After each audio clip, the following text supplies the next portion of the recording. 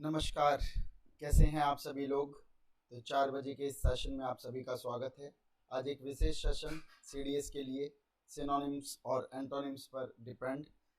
आप में से बहुत सारे बच्चों को दिक्कत आती है कि किस तरीके से सिनोनिम और एंटोनिम को पढ़ा जाए, समझा जाए। एक बार फटाफट से बताइएगा कि क्या आपको मेरी आवाज़ बिल्कुल सही तरीके से आ रही है, क्या मैं आपको विजिबल हूँ, सुन पा रहे हैं आप मुझे। फटाफट से एक बार सारे बच्चे कमेंट कीजिए। और आज की कक्षा के अंदर हम कुछ अलग बातें, कुछ अच्छी बातें और कुछ सोर्स पैटर्न की बातें देखने जाएंगे। सबसे पहली बात, if you think that your vocabulary section is not good and you are lacking behind in the competitive exams, then don't worry. We are providing you the complete English synonyms and antonyms list. हम आपको पूरी की पूरी वो list देने जा रहे हैं जो आपके पास पेपर के अंदर आते हैं। ठीक है,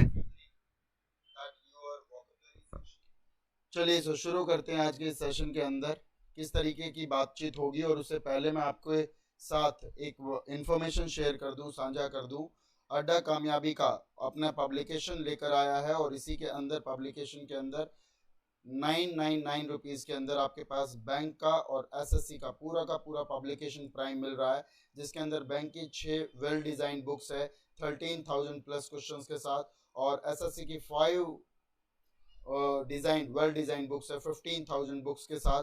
और इसी के अंदर आपके पास यहाँ पर Y254 कूपन कोड के साथ इसको अड्डा 247 के साथ परचेज कर सकते हैं, अड्डा 247 से परचेज कर सकते हैं। ठीक है, सो यहाँ पर आपके पास ये चीज़ें शुरू होने वाली है और इसको आप अड्डा 247 से परचेज कर सकते हैं। ठीक है, चलिए सो यहाँ पर आपके पास अगले इन्फॉर्मेशन शौर्या 2.0 सीडीएस का सेकंड बैच 2020 आ रहा है, जो आईएमए, आईएनए, एएफए और ओटीए के लिए कंप्लीट बैच है, जो कि स्टार्ट हो रहा है सितंबर 3 2020 से। और ये जो बैच रहेगा आपके पास 10 AM से 6:30 PM रहने वाला है। आइए आज बात करते हैं हिंदू के आज के एडिटोरियल की। और आज के एडिटोरियल के अंदर 21 अगस्त के अंदर एक एडिटोरियल आया हुआ है, लेस टैक्सिंग। लेकिन टैक्सिंग शब्द का मतलब क्या होता है? टैक्सिंग शब्द का मतलब होता है बर्डनसम। कोई चीज़ जो बड़ी बोझिल होती है, जो चीज़ बड़ी ही कम्बरसम होती है, कम्बरसम या बर्डनसम, बड़ी बोझिल होती है, उस चीज़ के लिए आपके पास टैक्सिंग शब्द का इस्तेमाल किया जाता है। Good evening, good evening, good evening to everyone, good evening to everyone.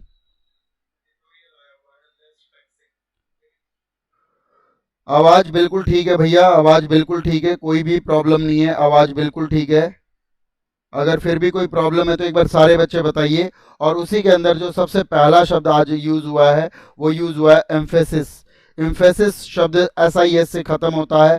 S से ख़त्म होने वाले वर्ड्स नाउन होते हैं। और एम्फेसिस का मतलब होता है किसी चीज़ पर जोर देना, किसी चीज़ को प्रमुखता से दिखाना, दर्शाना या बताना या जताना। और उसी के लिए इसको इंग्लिश में प्रोमिनियंस, इम्पोर्टेंस, सिग्निफिकेंस या स्ट्रेस कहा जाता है। पिछले दिनों में आपके पास सीडीएस एग्जाम के अंदर स्पेलिंग एरर भी आने शुरू हो गए हैं, तो वहीं पर एम्फेसिस की स्पेलिंग भी आपसे पूरी पूछी जा सकती है, या फिर प्रोमिनेंस की स्पेलिंग भी पूछी जा सकती है। तो एक बार कोशिश करें कि इनकी स्पेलिंग भी आप साथ साथ लिखते चले जाएं। टैक्सिंग का मतलब होता है भारी भरकम। वेरी गुड, शाबाश, बहुत ही बढ़िया, शानदार। चलिए अगला शब्द देखिएगा, इसके अंदर इंफ्रास्ट्रक्चर। इन सारे शब्दों को एक बार लिखते जाइएगा साथ साथ। वेरी गुड, शिवम राठौड़ मेरे साथ जुड़ गए हैं, जोर डालना। बिल्कुल ठीक है भाई, बिल्कुल ठीक है। Good evening to all of you, good evening my dear, good evening, good evening. अगला वर्ड इसके अंदर आ रहा है इंफ्रास्ट्रक्चर। इंफ्रास्ट्रक्चर का मतलब होता है किसी तरह का स्ट्रक्चर, किसी तरह का फ्रेमवर्क, किसी तरह का संगठन यानी कि ऑर्गेनाइजेशन, या किसी तरह का काम करने का तरीका यानी कि मैकेनिज्म्स के लिए यूज होता है। ठीक है, अगला शब्द आपके पास इसी के अंदर यूज हुआ है इंडाइसिस। इसको क्या बोलेंगे? इंडाइसिस। इंडाइसिस जो है वो प्लूरल हो जाता है। किसका प्लूरल होता है? वो इंडेक्स का प्लूरल होता है। और जब भी आपके पास किसी भी तरह का जो सूचकांक होता है, सूचकांक के लिए इंडेक्स शब्द का इस्तेमाल किया जाता है।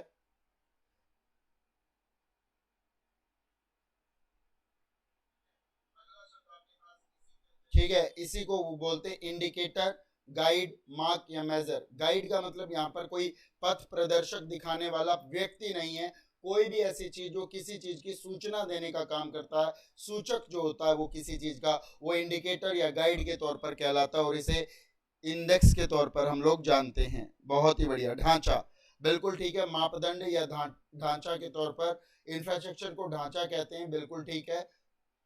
और इंडेक्सेस को या इंडाइसिस को मापदंड के तौर पर जाना जाता है। वेरी गुड, वेरी गुड, शाबाश। अगला शब्द देखिए, अगला शब्द आपके पास है लॉडेबल। क्या शब्द है? लॉडेबल।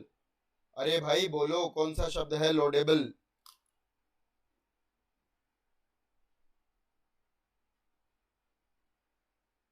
चलिए फटाफट बताते जाइए।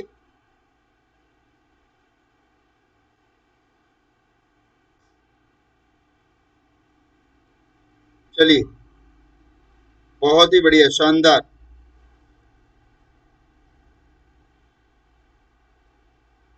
तो इन सारे वर्ड्स के मीनिंग बताते जाइए, लिखते जाइए।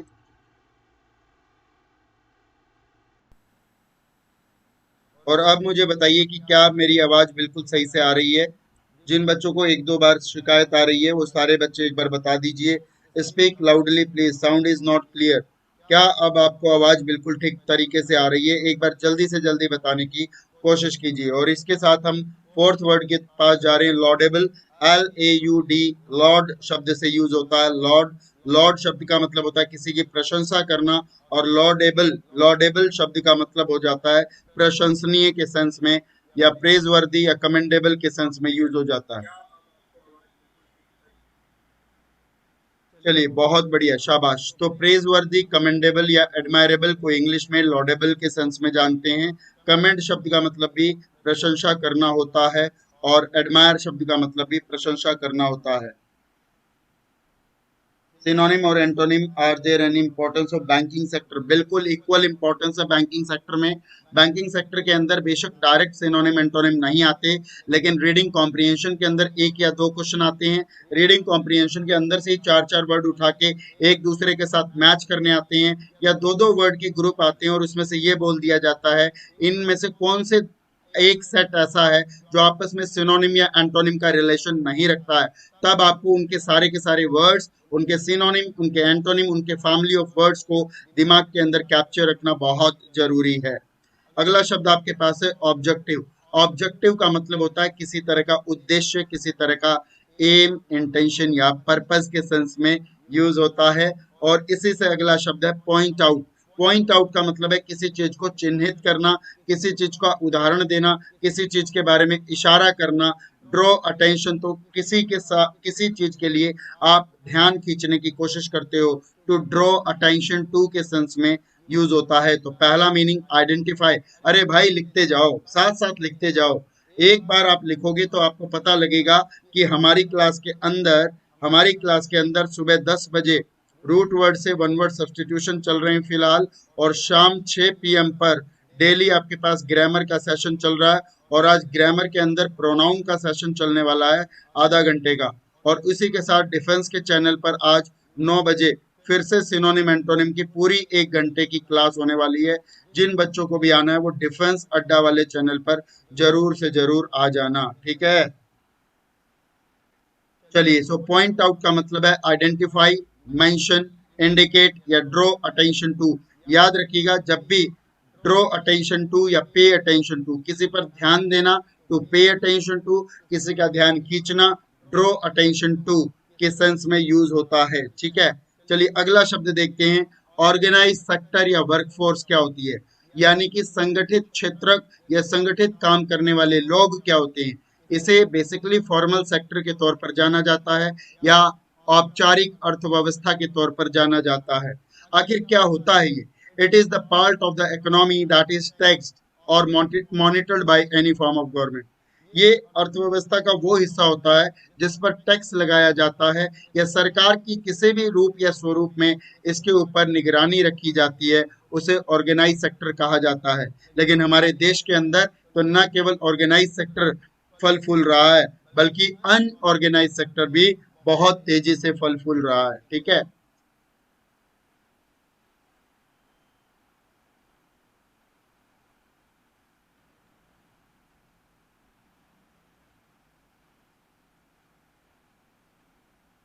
चलिए अगला देखिए, वर्क फोर्स। वर्क फोर्स का मतलब होता है जितने भी आपकी कंपनी के अंदर एम्प्लॉयज होते हैं, या जितने भी इनफॉर्मल सेक्टर के अंदर वर्कर्स लगाए जाते हैं, वर्कर्स काम करने के लिए लगाए जाते हैं, मजदूर वर्ग या काम करने वाले वर्ग को वर्क फोर्स कहते हैं। ठीक है। अगला नाइन्थ वर्ड देखिए, सैंक्शन। सैंक्शन शब्द एक वर्ब होता है जिसका मतलब होता है किसी चीज को पारित करना, किसी चीज का साथ देना, किसी चीज को समर्थन देना। अप्रूव, सपोर्ट या एंडोर्स के सेंस में यूज होता है। कई बार आपके पेपर में ये आया हुआ है, सैंक्शन शब्द अप्रूव, सपोर्ट या एंडोर्स के लिए आपके पास यूज होता है। और अगला टेंथ वर्ड है, पीरियोडिकली।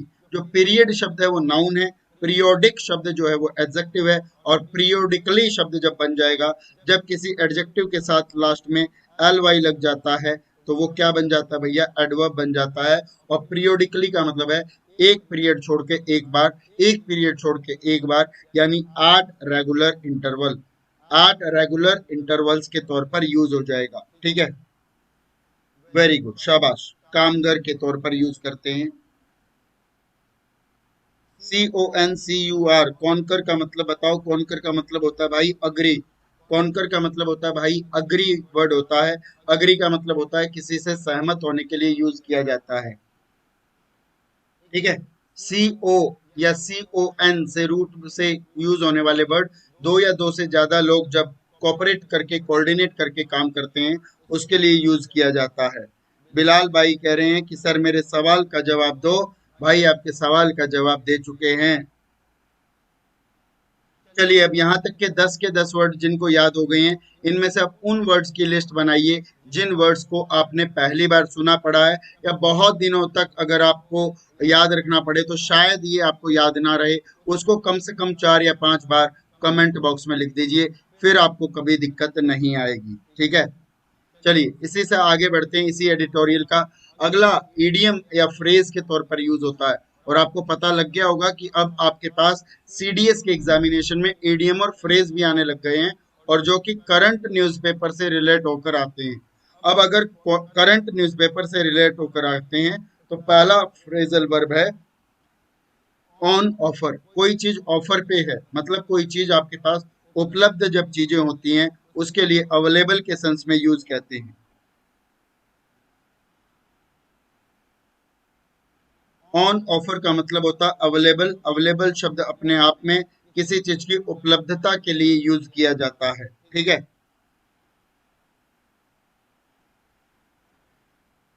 चलिए, उपलब्धता के लिए यूज किया जाता है, शाबाश। अगला देखिए, प्रीडोमिनेंटली। प्रीडोमिनेंटली जो शब्द है वो फिर से देखिए, प्रीडोमिनेंट शब्द अपने आप में एडजेक्टिव है, और इसके आगे एलवाई लग गया, पक्का क्या बन गया, ये एडवर्ब बन गया। और एडवर्ब के तौर पर प्रीडोमिनेंटली को मेनली, मोस्टली या कॉमनली के सेंस में जानते हैं, यानी कि प्रमुख रूप से। प्रमुख रूप से इसको हिंदी में बोलते हैं। जो लोग हिंदी भाषी क्षेत्र से हैं या हिंदी मीडियम बैकग्राउंड से हैं, वो लोग एक बार हिंदी में समझने का प्रयास जरूर करें, लेकिन इनके सिनोनिम्स को इंग्लिश में ही बतौर याद करें, ज़्यादा आपके लिए सुविधाजनक रहेगा। मार्क्स ज़्यादा फैच कर पाओगे, ज़्यादा मार्क्स खींच पाओगे। अगला देखिए, इसी के अंदर कॉन्स्टिट्यूट। कॉन्स्टिट्यूट वैसा ही शब्द है जैसा कॉन्स्टिट्यूशन। इसी का मतलब है बहुत सारी जगह से लेकर हमने अपना संविधान बनाया है। कॉन्स्टिट्यूट का मतलब होता है किसी चीज की कंपनसेट करना, किसी चीज को कंसिस्ट करना, कंप्राइज करना, या अकाउंट फॉर, किसी चीज की जिम्मेदारी लेने के लिए यूज होता है। Very good.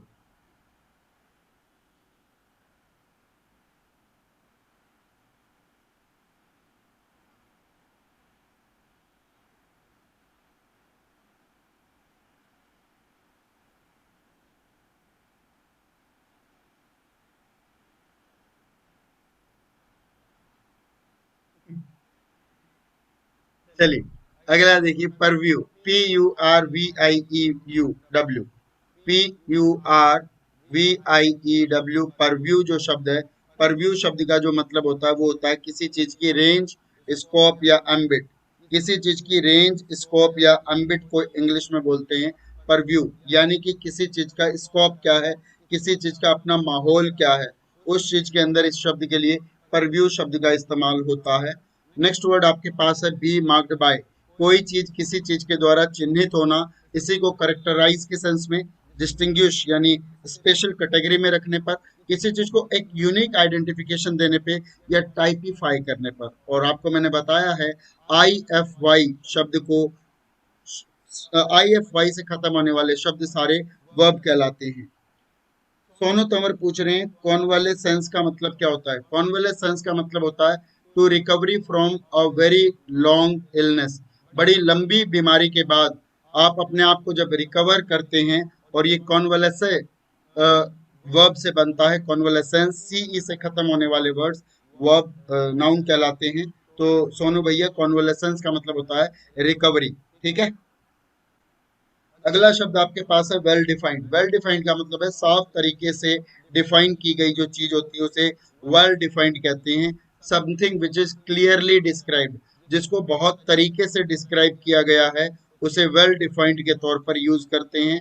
अगला शब्द आपके पास है वर्चुअल, और वर्चुअल का मतलब होता है जो चीज आभासी, जो चीज प्रैक्टिकल या जो चीज इफेक्टिव होती है उस चीज के लिए बोलते हैं, जो चीज प्रभावी या प्रैक्टिकल या प्रैग्मेटिक के तौर पर यूज होती है।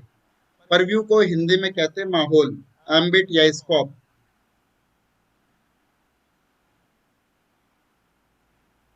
ठीक है, अगला शब्द आपके पास है डिस्क्रेशन। डिस्क्रेशन का मतलब होता है किसी भी तरह का विकल्प, यानी चॉइस, ऑप्शन, प्रेफरेंस या डिस्पोजिशन। किसी भी तरह का विकल्प, किसी भी तरह का इंटरेस्ट, किसी भी तरह का प्रोक्लिनेशन, किसी भी तरह का एक तरफ झुकाव जब आपका होता है, झुकाव को इंग्लिश में डिस्पोजिशन भी कहते हैं। जब आपकी पोजीशन किसी तरफ यूं हो जाती है, मतलब आपका किसी तरफ अच्छा इंटरेस्ट होता है, अच्छे सेंस में यूज होता है, और इसी से डिस्क्रिशनरी पावर भी आपके पास वर्ड बनता है। अमरजीत कुमार, अगर आपका सवाल अगर मैं सही मंच पर प्राप्त कर पाता तो मैं आपका जरूर से जरूर जवाब देता। कृपया करके सही मंच का इस्तेमाल करें। तो डिस्क्रिशन का मतलब है चॉइस, ऑप्शन, प्रेफरेंस या डिस्पोजिशन के तौर पर डिस्क्रिशन शब्द का इस्तेमाल करते हैं विकल्प या इंटरेस्ट के लिए। 19th वर्ड आपके पास है ट्रांसपेरेंसी। इजी वर्ड है आपके पास, आर पार दिखने वाला, पारदर्शिता के सेंस में यूज होता है जब आपको बिल्कुल किसी चीज में कोई एम्बिग्विटी नहीं होती। अनएम्बिग्विटी, ऑनेस्टी, ओपननेस, स्ट्रेट फॉरवर्डनेस या क्लैरिटी के सेंस में यूज करते हैं। तो इसको क्लैरिटी के सेंस में यूज करते हैं, ट्रांसपेरेंसी को यूज करते हैं। ठीक है, वेरी गुड। और लास्ट वर्ड देखना इनेबल। इनेबल, एक देखिए दो शब्द बनते हैं यहाँ पर, एक बनता है इनेबल, ENABLE, इनेबल, और एक बनता है UNABLE, अनेबल। ठीक है, तो यहाँ पर आपके पास इनेबल शब्द वर्ब का काम करता है और अनेबल शब्द अपने आप में एडजेक्टिव का काम करता है। तो इनेबल का मतलब होता है किसी को एबल करना, योग्य करना, अलाउ करना, परमिशन देना, अनुमति देना, लेट, परमिट या अलाउ की सेंस में यूज होता है। तो इसी तरह की वोकेबलरी आपके न्यूज़पेपर के अंदर आती है। वहीं पर आपके phrase, idioms, one word substitution, idiom, phrases के साथ साथ सिनोनिम और एंटोनिम के अच्छे क्वेश्चन बनते हैं। और आप जानते हैं कि आपके CDS के अंदर 10 सिनोनिम और 10 एंटोनिम यानी 20 क्वेश्चन डायरेक्ट सिनोनिम एंटोनिम के इन्हीं चुनिंदा वर्ड्स में से ही यूज होकर घूमते फिरते हुए आते हैं। और इसी चीज के लिए आपके पास Shaurya 2.0 CDS2 2020 IMA, INA, AFA और OTA बैच के लिए कंप्लीट बैच आपका 3 सितंबर 2020 को 10 AM से 6:30 PM पर स्टार्ट हो रहा है। इस बैच को अगर आप परचेज करना चाहते हैं तो adda247.com पर डिफेंस पर जाइए, और डिफेंस पर जाने के बाद यहाँ पर आप सीधा CDS पर जाइए और क्लिक कीजिए, और वहां पर जब आप पेमेंट दे रहे होंगे तो वहां पर आप मेरा कूपन कोड Y254 को इस्तेमाल कीजिए, और वहां पर आपको एक हैंडसम डिस्काउंट भी मिल जाएगा। ठीक है, तो इसी के साथ अड्डा की जो बैंक और SSC की तैयारी करने वाले जो बच्चे हैं वो सारे लोग ध्यान रखें, 6 वेल डिजाइंड बुक्स बना दी गई है और 5 वेल डिजाइंड बुक बैंक की और SSC की अलग अलग। जो प्राइम इज बैक अंडर 999, इसको परचेज करने के लिए आप कूपन कोड Y254 का इस्तेमाल करें, और परचेज करने के लिए adda247.com पर विजिट कर सकते हैं, because there is a good book behind every selected candidate. So आज का सेशन आप सभी को उम्मीद करता हूं अच्छा लगा होगा, बेहतर लगा होगा। इसी तरह के सेशन को देखने के लिए इस चैनल को जरूर सब्सक्राइब करें। शाम को फिर से मिलते हैं 6 बजे इसी चैनल पर ग्रामर के प्रोनाउन के टॉपिक के साथ। बहुत बहुत धन्यवाद, शुक्रिया।